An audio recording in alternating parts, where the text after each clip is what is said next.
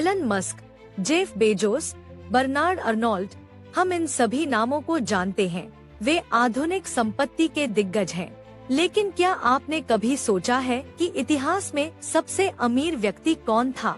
इतिहास ने हमें राजा, सम्राट और रानियां दिए हैं, जैसे कि रोमन सम्राट या रानी विक्टोरिया। लेकिन आश्चर्यजनक रूप से अब तक का सबसे अमीर व्यक्ति एक अफ्रीकी राजा था, मंसा मूसा। हाँ, मध्य युग में मंसा मूसा को माली का शेर कहा जाता था। उन्होंने केवल एक राज्य पर प्रभाव नहीं डाला, बल्कि वे स्वयं सोने पर नियंत्रण रखते थे। अपने शासनकाल के दौरान उन्होंने कई भव्य इमारतें बनाई और आज उनकी संपत्ति लगभग 400 अरब डॉलर के बराबर होगी। इस वंडर फैक्ट्स एपिसोड में हम जानेंगे कि मंसा मूसा कौन थे और कैसे उन्होंने माली में इतने बड़े साम्राज्य पर नियंत्रण किया। यह यात्रा हमें उस समय में ले जाती है जब पश्चिम अफ्रीका में माली साम्राज्य अपनी संपत्ति और विस्तार पर गर्व करता था। मंसा मूसा का जन्म लगभग 1280 में हुआ था। उनके भाई अबू बकर को मानसा की उपाधि दी गई, जिसका अर्थ है राजाओं का राजा। यह उपाधि केवल माली के सम्राट को दी जाती थी। उस समय अबू बकर पूरे माली साम्राज्य पर शासन करते थे, लेकिन वह एक सामान्य शासक नहीं थे। उन्हें समुद्र से जुनून था। इस जुनून ने उन्हें एक खोजी राजा के रूप में प्रसिद्ध किया। जिज्ञासा से प्रेरित होकर उन्होंने पश्चिमी क्षितिज के परे की धरती खोजने की यात्रा शुरू की। उन्होंने एक अभियान शुरू किया और इस अज्ञात महाद्वीप की ओर जहाज भेजे।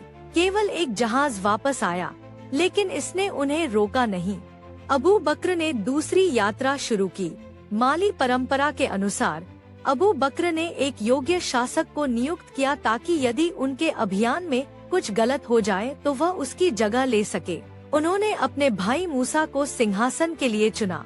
2000 से 3000 जहाज बनाए गए और 1312 में अबू बकर अपने विशाल बेड़े के साथ पश्चिम की ओर रवाना हुए और फिर कभी नहीं देखे गए। आज भी कुछ लोग मानते हैं कि माली के जहाज कोलंबस से लगभग 2 शताब्दी पहले दक्षिण अमेरिका पहुंचे थे। बहस है, कोई स्पष्ट प्रमाण नहीं, लेकिन यह विचार अभी भी उत्सुकता जगाता है। कोलंबस ने खुद उल्लेख किया कि गहरे रंग की त्वचा वाले लोग दक्षिण पूर्व से नावों में आए और सोने का व्यापार किया। उन्होंने उल्लेख किया कि अफ्रीकी धातु की वस्तुएं अमेरिका के मूल निवासियों के साथ विनिमय की गयी। बाद में किए गए रासायनिक परीक्षणों से पता चला कि अमेरिका में पाए गए कुछ सोने की उत्पत्ति अफ्रीका से थी। तो हाँ, अफ्रीका और अमेरिका का संपर्क कोलंबस से बहुत पहले हो सकता है। तो क्या यह सब अबू बकर की खोई हुई यात्रा से जुड़ा हो सकता है? यह कुछ ऐसा है जिसे हम में से ज्यादातर लोग कभी नहीं जानते थे। यह आज भी एक रहस्य है कि 1312 में मंसा मूसा माली साम्राज्य का राजा कैसे बना और पिछले मानसा का क्या हुआ। दुर्भाग्यवश माली के दर्ज इतिहास में एक बड़ा अंतर है, लेकिन हम जो जानते हैं वह यह है कि यह इतिहास के सबसे अमीर साम्राज्यों में से एक था, इसकी सोने की खदानों की बदौलत। किंवदंती कहती है कि यह हर साल लगभग 1 लाख टन सोना उत्पन्न करता था और माली में वह सारा सोना तुरंत मंसा की संपत्ति बन जाता था।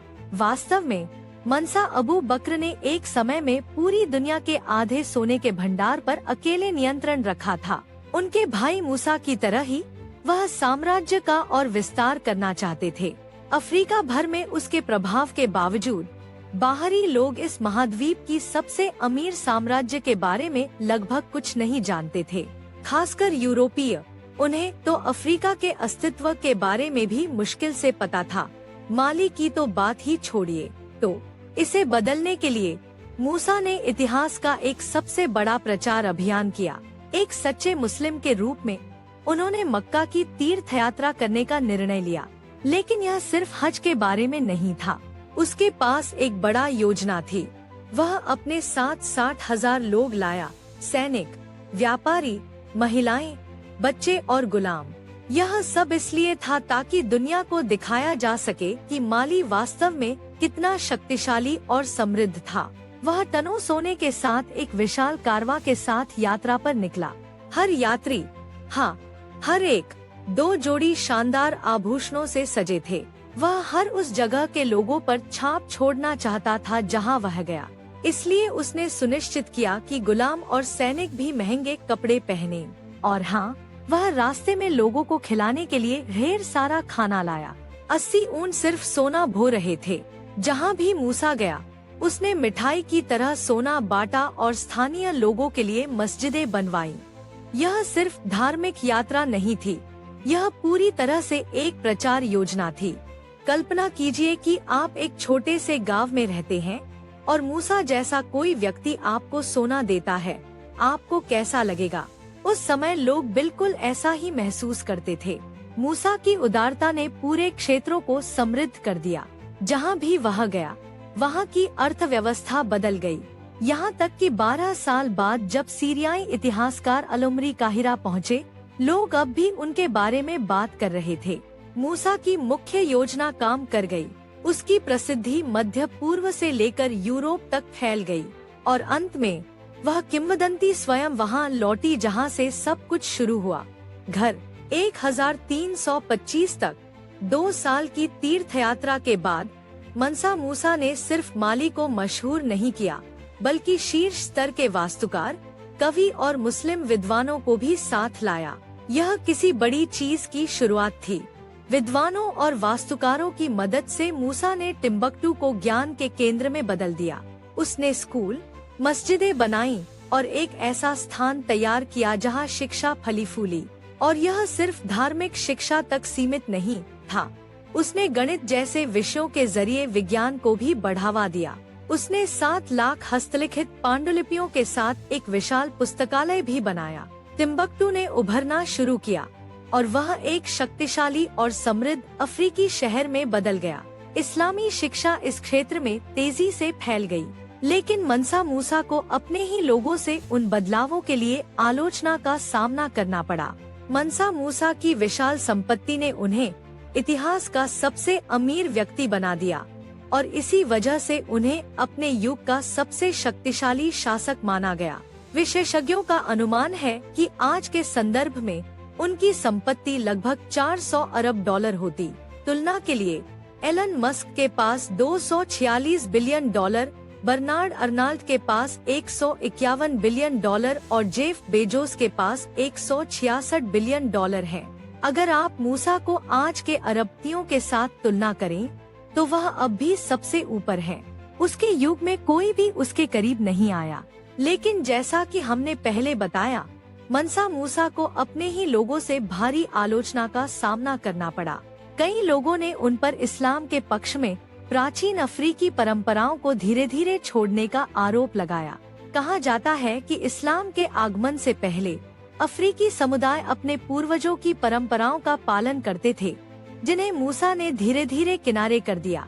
कुछ रिपोर्टों में उनके शासनकाल के दौरान सामाजिक असमानता की ओर भी इशारा किया गया है और जब वह सोने के पहाड़ लेकर मक्का गया, तो इसका माली की अर्थव्यवस्था पर स्थायी प्रभाव पड़ा। कहा जाता है कि उसके द्वारा दिया गया सोना माली की अर्थव्यवस्था को नुकसान पहुंचा सकता है। मनसा मूसा की मृत्यु का सटीक वर्ष अभी भी एक रहस्य बना हुआ है। कुछ स्रोत कहते हैं कि उनकी मृत्यु 1332 और 1337 के बीच हुई थी और उनके बेटे ने बाद में गद्दी संभाली, लेकिन यह भी स्पष्ट नहीं है।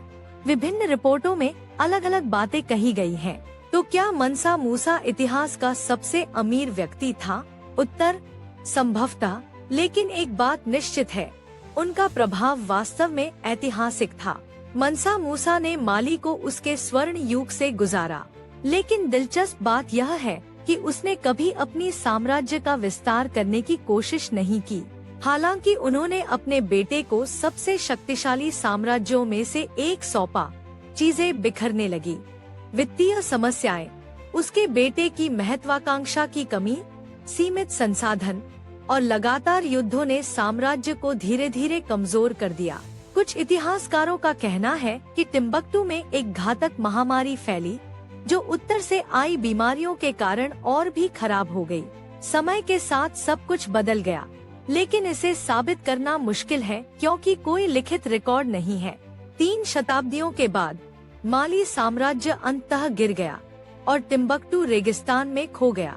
आज मानसा मूसा इतिहास की पुस्तकों में जीवित है, अफ्रीका के सबसे महान ऐतिहासिक प्रतीकों के साथ। हमें उम्मीद है कि आपने वंडर फैक्ट्स का यह एपिसोड पसंद किया होगा। नीचे टिप्पणी में बताएं कि आपको कैसा लगा।